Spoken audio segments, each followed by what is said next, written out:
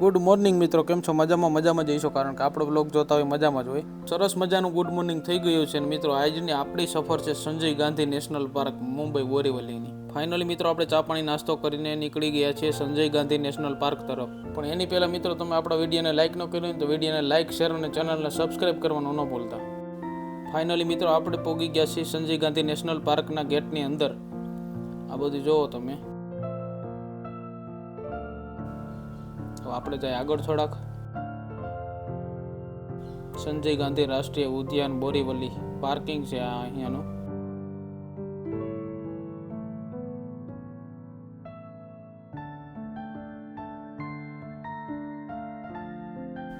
Sanjay Gandhi national park Mumbai.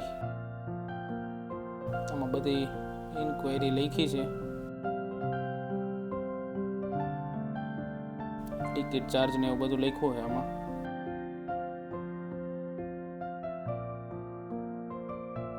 આપણી ticket આવી ગઈ છે ફાઇનલી મિત્રો.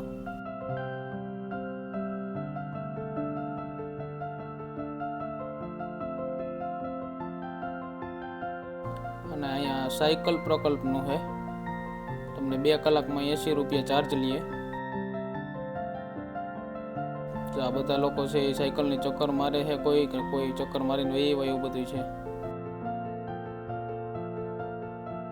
આપણે મિત્રો આ સામે જે બસ દેખાય છે ને, બસમાં બેસીને આગળ જવાનું છે. તો ચાલો મિત્રો, આપણે બસમાં બેસીને આગળ નીકળીએ.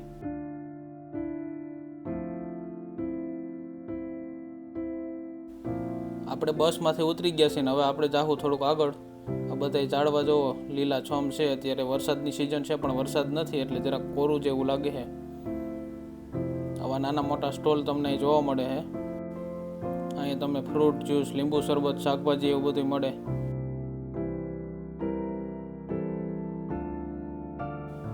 તરબૂચ, કેળા બધું અવેલેબલ છે અત્યારે તો અહીંયા.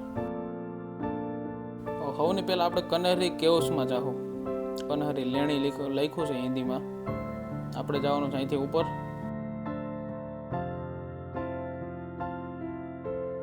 આ જો નાના નાના વાંદરા ગિરનારની જેમ જ છે અહીંયા.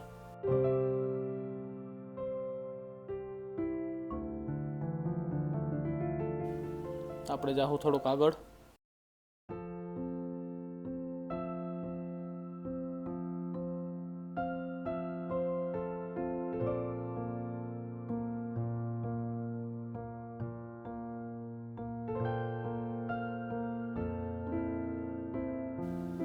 કન્હેરી કેવ્સની અંદર પણ ટિકિટ છે એટલે આપણે ટિકિટ લઈ લીધી છે.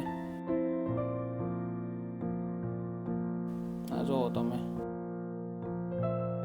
વર્ષો જૂનો જે કિલ્લા ટાઈપનું દેખાય છે, કેવ્સ છે આ.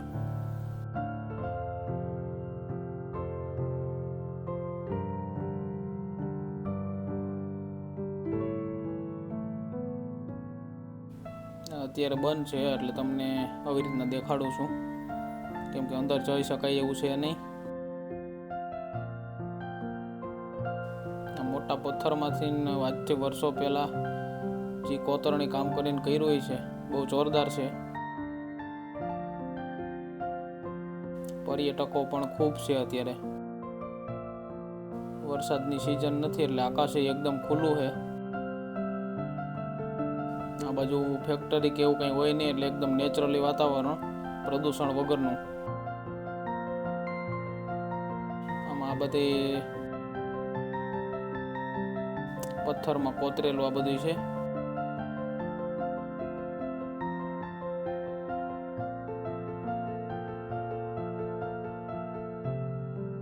વર્ષો જૂનું આ બધું.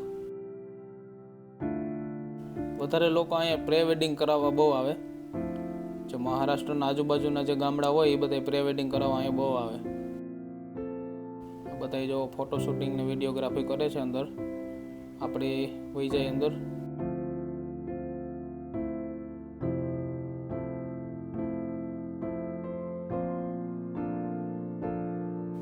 મોટા મોટા પિલર ને આ બધું વર્ષો જૂનું તમને અમુક એવી જગ્યા હોય ત્યાં જ જોવા મળશે.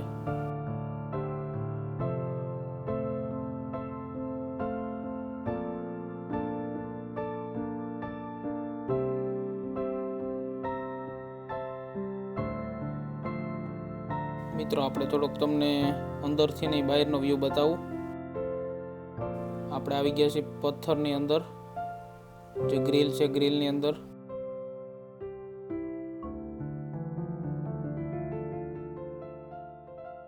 આ કેવ છે આખો. અહીંના લોકો એવું કહેતા કે આ બધું જે પહેલાં એક પથ્થર હતો અને એ પથ્થરમાંથી આ જે પગથિયા ને બધું આપણે જોઈએ ને એ બધું કોતરીને બનાવેલું છે. એક પથ્થરમાંથી આ બધી મૂર્તિની કોતરણી, પિલર બધું. આપણે જે આ સીડીની બધી જોઈ છે પહેલાં એક પથ્થર જ હતો, અને રેલિંગ પણ જો પથ્થરની જ છે.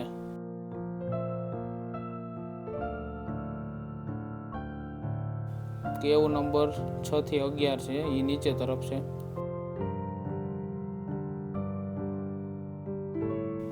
તમને જે પગથિયા દેખાય છે ને એ બધા પથ્થરના જ છે, પણ એ બધી કોતરીને બનાવેલા. અહીંયાથી સામેનો વ્યૂ દેખાય એટલે ડાયરેક્ટ ડુંગર જ દેખાય, ડુંગર ટાઈપનું ગ્રીનરી ટૂંકમાં.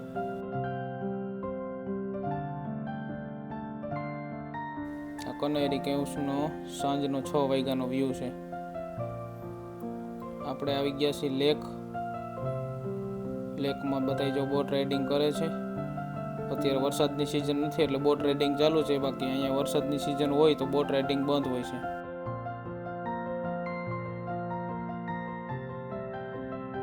બોટ રાઇડિંગમાં 2 સીટર 4 સીટર એ રીતના હોય છે.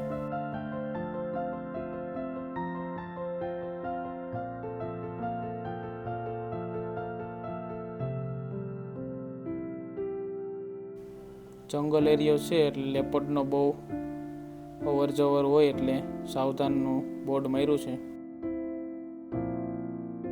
આપણે લઈ લીધી છે પાછી ટિકિટ. હવે આપણે જાશું આગળ. આ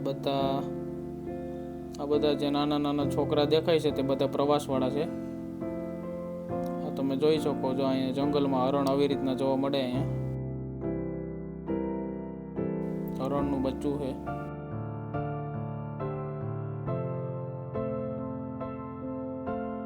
ઘણા વન્યજીવ પણ અહીંયા જોવા મળે આપણે. જો સિંહ સૂતો છે અત્યારે, બહુ દૂર છે એટલે તમને સરખાઈ કદાચ નહીં દેખાતું હોય, પણ આપણે કોશિશ કરી છે ઝૂમ કરવાની.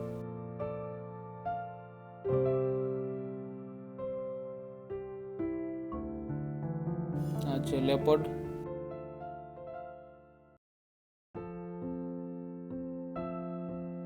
આ જ રીતના જોવા પડે આમાં,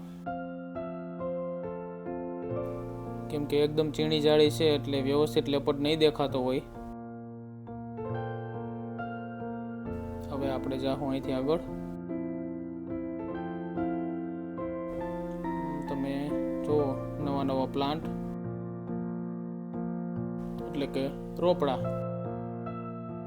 હવે આપણે આવી ગયા છીએ કૃષ્ણગિરી રેલવે સ્ટેશન.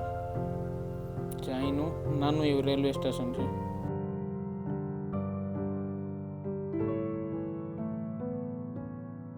આપણે આવી ગયા મિત્રો અહીંનું જે ઊંચું શિખર હતું એ બાજુ, અને આ વ્યૂ તમને ત્યાંનો બતાવું છું. એકદમ ગ્રીનરી છે નગરી.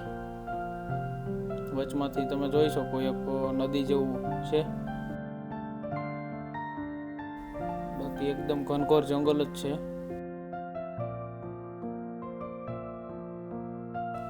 ફાઇનલી મિત્રો આપણે વિડીયોને એન્ડ કરીએ છીએ. તમને વિડીયો સારો લાગ્યો તો વિડીયોને લાઇક, શેર અને ચેનલને સબસ્ક્રાઈબ કરવાનું ભૂલતા નહીં. મળશું આગલા વ્લોગમાં.